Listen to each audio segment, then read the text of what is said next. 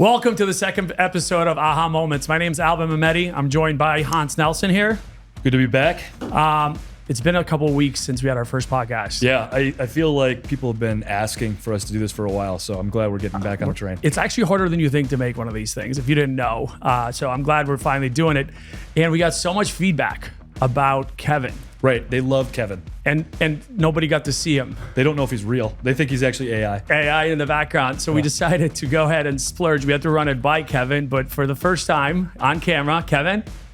Hello, great to see you all. Great to be seen. You know, it is great to be seen, Yeah. and that was really nice of my mom to give all that feedback to put me on camera. Yeah, Thank listener had a lot of feedback. Yeah, one listener had a lot of it. You know what? I thought it was very nice you approved the expense to get one more camera up for this operation. Thank you, Kevin. You. Of course. A lot has happened since we've been here. A lot. We've been on the road a lot. We've been very busy, which is a good thing. And we had to schedule around Kevin's sickness and whatever he was dealing with at home with the kid. So we're finally here today. We made it. We made it. Yes. One of the things that happened, I thought it was worth noting, the roast of Tom Brady. Did you guys catch it? So good. And So good. funny. Unbelievable. Really good. Here's a question. Yeah. Would you put yourself in that situation? Well, I've been in that situation. You were at one of my roasts. Yeah. Yeah. Not on national TV, No, though. my wife did the best job of roasting me. She was like the Nikki Glaser. of that She event. actually brought the noise. That was one of the better did. performances of Sharon. That was incredible. I didn't like it as much because I've heard all that. Praise, you know? But it was loved solid. It was We solid. loved it. Kevin, would you put yourself out there? I would. You know what? Kudos to Tom for putting himself in that space. It showed that he had some humility and was able to laugh at himself. I thought it was really well done. I will say this. I feel you get roasted every day. That's true. I call that Monday. I guess Tom's really upset because they brought the kids into it. Right. I'm like, it's not like Kendrick and Drake. You know? Dude, that's a whole other, we could do a whole episode on that. And we were listening to that as our pump up song before this. So one of the things we do a lot is travel. Yes. And we all have our own preferences. We all travel differently. Kevin likes to get to the airport the night before, just in case something goes wrong. You never know. Hans and I like to close the door on the plane and make him wait a little. My favorite part of that is Kevin hopes we'll miss a flight someday. Yeah, he prays. He just cheers it on. Just for learning, right? I'd love for you guys just to learn, maybe get there a little bit earlier. To appreciate getting on time somewhere. Yes, that would be nice. Yeah, I don't plan on trying this learning because there's always another plane, Kevin. Hans, you had a great idea that you brought up. I did. You know, these are half-baked ideas. I'm kind of the idea guy. I'm not the execution arm. So I talked to a prospect we actually had. We were recruiting, and he's doing some work for an airline right now. And I told him this suggestion. He kind of liked it. So he's going to take it to one of the major airlines. Go We'll see if it on. goes through. Well, you know, when we have status, we travel a lot, right? We have status, and you get to go on the plane first. You get the first boarding group. Yeah. And now, you know, we're big United flyers here in Chicago. You get to board first, but now it lines up like you're getting on a Greyhound bus, right? Yep. And it's also, we can sit on the plane for 40 minutes, which is my least favorite time in the world. Yeah, we don't need to be in there longer. I don't want to be on the plane first. I just want to make sure I get my bag on. Yep. Right. So my idea was, instead of my status giving me priority boarding, Yeah. I want it to provide me a reserve space for my bag. Yep. And I want priority exiting. Like, I want to be able to exit the plane first. Like, Hans, you're good. You can Would go. you pay for it? I would pay for it. I think I would too. Right? I'm not kidding. I think the idea of getting 45 minutes before you take off and just sitting there so you can get your bag up, it's just crazy. What I also love is Kevin has no complaints about airplanes or airports at all. Yeah. Well, first of all, Hans, I think your idea, I think that could really take off. Certainly up for it. Here's the thing. Listen, I love airplanes, love airports. They're great. Here's the thing that's really been bugging me lately about airports. Oh boy. I thought you'd never ask. I'll let you know what it is. Lately, every airport you go to, there's a giant sign on it that has the mayor's name on it, right? It says, "Welcome to Poughkeepsie Airport, Mayor Johns," whatever, right? Smith. Who's paying for that sign? The taxpayers. How about we take the mayor's name off that sign and we put on, "Hey, welcome to the airport by the taxpayers. We're happy you're here." Yeah. Yeah. So when you are mayor of Chicago, you do not want your name on it. No, I'm going to take. You take them all down. We're going to take them all down, and I'm going to put a sign on there that says, "You're welcome for the savings." Well, speaking of travel, we were all coming back from the Balkans last year, and we stopped over in London for a day. And I don't know if you remember, but they were replacing all the signs from Her Majesty to His Majesty. That's just 2 letters. That's true. And actually, I think how long was Her Majesty in tenure? Yeah, 100 years or something like that. She was alive forever. If you can change a sign once every 100 years. That's part of my platform. I also think we would just say Our Majesty, and it might cover a lot of things. On this airplane track, I think just north of 60 flights this year. I have memorized every single announcement. And which one's your favorite? The credit card. I mean, when United started doing the credit card announcement, I'm like, okay, how far have we gone? Wait, here are now? you talking about the special offer they have the just for you? special offer with 2 round trip tickets if you sign up?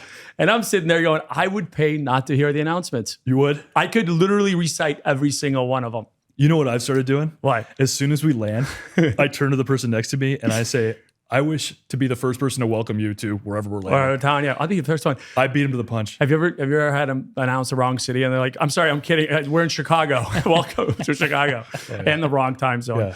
Bunch of comedians. They should have been at the roast. Yeah. Well, I gotta love the Southwest flight attendants with their funny announcements.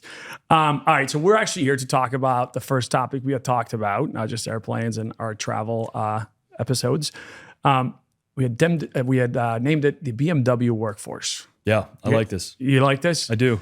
Like the car that doesn't have turn signals? What are we talking about? They do have turn signals, Kevin. People may just not use them. Oh. No, this was, and it's actually very relevant because since we've done this podcast, a lot of things have happened, including the inflation numbers coming out. And, we're sitting in this uncertain world of both geopolitical as well as the economy. And one of the things that really, aha moment that was the antithesis of starting this podcast was noticing how for the last, 17 to 20 years, America's had a bull market. Actually, the world has had a bull market, but specifically America, ever since the crash of 2007, has been a bull market. Right. Hans, would you like to explain to people, as the more senior of our group, what a bull market is in case they aren't aware of? I'm sure they're aware, right? Okay. But a bull market is when the economy is doing well and inflation is tempered and there's no recession, and a bear market is when it's bad, right? So I've lived through a couple. I guess I'll beat you to the punch and say I was old, but lived through the dot-com crash, managed through the financial crisis, and it's not fun. It's not fun. No.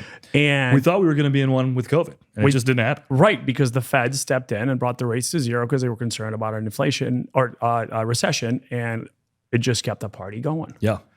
For those of you who weren't aware, also, the Feds are not part of the government, but they do help and step in and control the rates because their job is to manage inflation. As our friend Danny says, if it's too hot, they cut the party off. Yep. And if it gets too cold, they bring some beers around and start a little party so that people start spending. And that's the whole goal. But during COVID, right, they brought it to zero and it just kept the whole thing going, got out of control, and the rates went up. Yep. Which then spawned this idea on my head, which we talked about, was if you've lived in your professional career for 15 years through good times, I think you build some bad habits. Sure. In general, right? I mean, we're talking about general comments here, not everybody, but if you're going through $0, 0% rates to borrow money, you're going out there, you can sell anything, you can grow through any company with any product, you can raise money in any environment. All of a sudden, you think you walk on water. Right. The party's always going, right? Those beers are flowing. The party's always going. And I think, to no fault of their own, especially in the US again, I think since 2009, if you started your career in 2009 and all the way until 2022, okay, that's a long time. Long time. And you've moved up your career, you've only led in an up market. Right. Well, and I would argue that you could even start before that, as long as your job wasn't impacted through the financial crisis. Correct. Right. You weren't leading anybody when you're a 22-year-old kid out of college. So, correct. So these people, you're talking a good almost 20-year run of people in their careers that have only thought the market goes up, and it's going to rise all boats, right? And to no fault of their own, this is where I think companies that can stand the test of time have to remember that times aren't always good, right? They may last a long time to be good, but eventually things fall apart, which is what we saw with rates going up and credit markets drying up, and all of a sudden startups can't get funding and people are laying people off and everything else. And what spawned on me, but the other thing was, have we built a workforce that is not resilient potentially, right? And people getting away from fundamentals of how do you run a business, how do you run a company, how do you hire, how do you stay on track, how do you not follow trends? And I feel like we're in the middle of that. Yeah. Yeah. The interesting thing was, I don't know if you guys saw this, the CEO of NVIDIA gave a speech at Stanford. Oh, I saw a piece of it. I think I know what you're going to share here. And he said to all of them, he goes, here's the thing about Stanford graduates, and I think it's actually true for a lot of people in America, is they have high expectations, and they should. Yes, absolutely. But high expectations come with disappointment, right? Yeah. And the only thing he wished on them was actually to suffering. And I don't know if it's manufactured or not, but he said, I wish you suffering because that's how you build resilience. Some adversity. Some adversity. Exactly.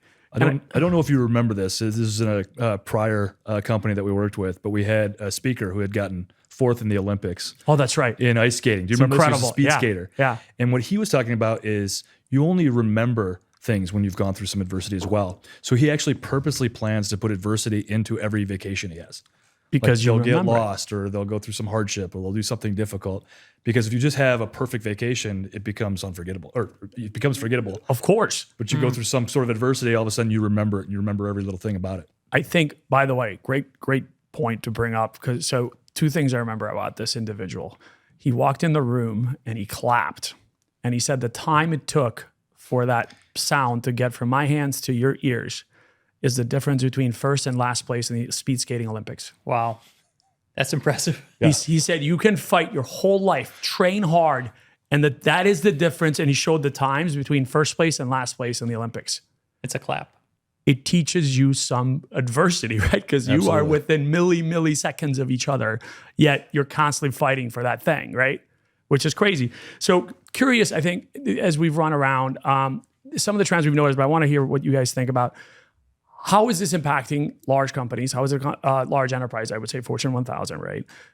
Tech companies, which have been the news, the S&P 500 is full now of all tech companies, right? Large and small, as well as mid companies and small startups and funding and everything else. What do you think some of the impacts have been that have happened already and what's going to happen moving forward because of this kind of behavior that's happened, again, to no fault of anybody's issue? Yeah. Well, I think we're seeing a bit of it right now, right? Is we had this big push for flexibility, right? And it hit its peak during COVID. Yeah. Everybody working from home, being able to work on their own terms. In some ways, it's great, but in some ways, it's even made it harder to work through hard times, right? And so what we're seeing with organizations is they're going through rifts for the first time, right? Reductions in workforce. Yep. They're going through the first period for most of these people where they didn't see a raise or didn't see a bonus, and you're starting to see bad actions by these employees that are now leading to interesting results, right? Smaller companies that thought they had no barrier to entry, all of a sudden have even a bigger barrier to entry. Absolutely. Right? And then startups, which we've noticed can't get funding or funding has dried up. And we've seen more go belly up in the last 12 months than I think we have in the last 12 years. Yeah. Absolutely. Yeah. What was interesting was we had one individual leave us during the Great Resignation, which was, again, a trend that we didn't think we should follow, which is overpay people just to hire people. And all of a sudden everybody's shedding them. But she said something interesting, Kevin, that was related to you. Go on. She left here, and we have a policy here. If anybody leaves our organization and they're going to an opportunity we can't offer them, we are their biggest cheerleader. Correct. And not only that, we always welcome them back if it doesn't work out, and we wish them the best. This was definitely the case with this individual. Yeah, she was absolutely. awesome. She was incredible. So she went to chase her dream of being at that brand new startup, and she did. And the startup was actually a really good idea. She walked in and she came back. It had just gone under, and she goes, what I realized is running around going, I think we need a Kevin. Yeah. What do we mean by that? Like a good-looking individual walks around. Like what did she mean? No, what she meant was when we were in the earlier phases, not that early, we ran around. We didn't raise money. We put our own money to work. Yes. We didn't pay ourselves. When you don't do that, you now are manufacturing, and it's not manufacturing, it's actually real adversity. Yeah. You got to focus on the right things. You can't just spend money. You got to focus on value. You got to work extremely hard. Well, and I think, it's very humbling to hear that. But at the end of the day, right, either in a bull market or a bear market or what's going on, at the end of the day, basics are basics, right? Yep. How do you provide value to your customer, right? How do you provide value to your employee? How do you provide value to your community? That's not going to change. A couple of years ago, I had the fortune to go listen to Warren Buffett and Charlie Munger speak, and a question around inflation was asked, right? Mm-hmm. Hey, are you worried about inflation? What do you worry about inflation? And Charlie Munger spoke up and said, inflation or not, right? You can never out-inflate away the best doctor in the world, the best lawyer in the world. So just be the best at who you are and provide the most value possible. And that's always kind of stuck with us, right? As we continue to grow and build this organization is, There's going to be up times, there's going to be down times, bear markets, bull markets. How do we just make sure that we're the best at what we do and provide the best, best service to our customers? Let me ask you guys a question, because I think this will be good for the audience, right? I'm dealing with raising 3 teenage children. Kevin, you're just starting your journey there. And very similar to starting a company, it's how do we create adversity for our children that they don't have to live the same way we did, right? Right. They're in a more fortunate position. And my wife and I talk all the time on how do we create an opportunity for them to have hard times so they'll learn how to go through it. And when we're in a company like this, right, and things are going well, we're creatures of comfort, right? Yep. We will run towards finding something more comfortable. We won't want to push through. So what are some strategies that you guys have employed to put that false sense of urgency even when things were going well? I mean, I think the best thing you could do is be born in a Middle Eastern country that has a civil war, genocide, have to live through it, and then it's pretty well manufactured. But no, that there's other ways. Okay. I do think I think what we did with ourselves, even when we started this, I think solving people's problems, and you were a coach for us even back in our early career days, is how do you become somebody's coach but not their savior? You cannot be a savior either for your kids or for your employees. The idea is how do you let them figure out the solutions as opposed to give answers to everybody and help save them? Because I think you told me, it's like, I could solve that easily for you. Who's going to solve your next problem? What you'll learn is to keep coming to me. Yeah, to solve the I keep issue. going. And one day I might not be here. Right. And who's going to solve your problem, which is let people figure out and let them suffer, because, and it's not suffer in a bad way, it's suffer in growth. Yep. Yeah. And what do you think, Kev? I couldn't agree that more. Luckily, I didn't come from a war-torn country that went through genocide. Yeah, that was I can't terrible speak advice, to actually. that advice. But I do think through, right? Like, think through some of the big folks we've seen in history that have overcome adversity, right? You know, Walt Disney, right? The famous story there is he was fired from his first job at a newspaper for not being imaginative enough, right? Think through, Edison, right? Who failed on the light bulb, somewhere between 1,000, and 10,000 times. And it was that perseverance to keep going, right? And so I think what we do really well, right, as a management team, at least Inspire and our leaders, right, is put people in positions, right, that are maybe a half a step above of where they want to be, right, and allow them to fail a couple times, right, in that safe environment, to build that perseverance muscle, right, to continue to say, hey, I'm gonna figure this out. Yeah. So I think we should probably get to the so what, right? What is the so what? Things have been good. I've got to read this to you. I think I sent this to you guys, but I've got to read this thing that I came across the other day. I apologize. I love this. So I'm on X or Twitter or whatever you kids call it these days, and I'm flipping through, and I came across this thing, and I had to send it to you guys right away. But it was, I might be butchering his name, Chris Bakke. Looked him up. He's at LPL Financial. He's a hedge fund company. And he wrote, at my hedge fund, I pay an analyst to walk around parks in Austin, San Francisco, and New York and ask people who are tanning at 2 p.m. on a Tuesday where they work. We then short the stock, and they're up 728% this year. This is, And there's a picture of a bunch of people tanning in Austin. Are we in on this? Are we on this fun? I made sure we weren't in the picture. It's brilliant. We got, and I'll say this, we've always had a flexible work policy. Yeah. We've always had a flexible work policy, especially like people who perform and everything. However, we were also first to say we got to get back to work. And getting back to work means going to the office, because people at home, not everybody, again, blanket statements here, but the idea of just sitting around on a Tuesday tanning, and may work for some. Yeah. In general. Yeah. Well, it's definitely going to work when the market's going well. Right. Because you can hide. Right now you can't hide. So and you're going to stand out better. I mean, one of the things I've been telling my kids, is, and you try to instill this again, you don't know, but if you work hard and you show up, sometimes it's just the availability, you'll actually stand out even easier than it was for us. Absolutely. I mean, especially today and age where, and it honestly, I think in some ways it's harder, in other ways it's easier. You actually just have to show up to beat the competition, right? Yeah, right. And that will never go away. And no matter how much AI there will be, no matter how much change, which will happen every single day in the world, showing up and putting your best foot forward is the biggest secret. Right. None of us, by the way, would have solved a single thing if we all just sat at home. We wouldn't have a company. We wouldn't have solved any problem for our clients or any of this if we just sat at home all day. I haven't read a single business book or heard a podcast where people were talking about the key to their success was tanning at 2 p.m. on a Tuesday. Oh, that didn't. Oh, No. I've read some retirement books where that was.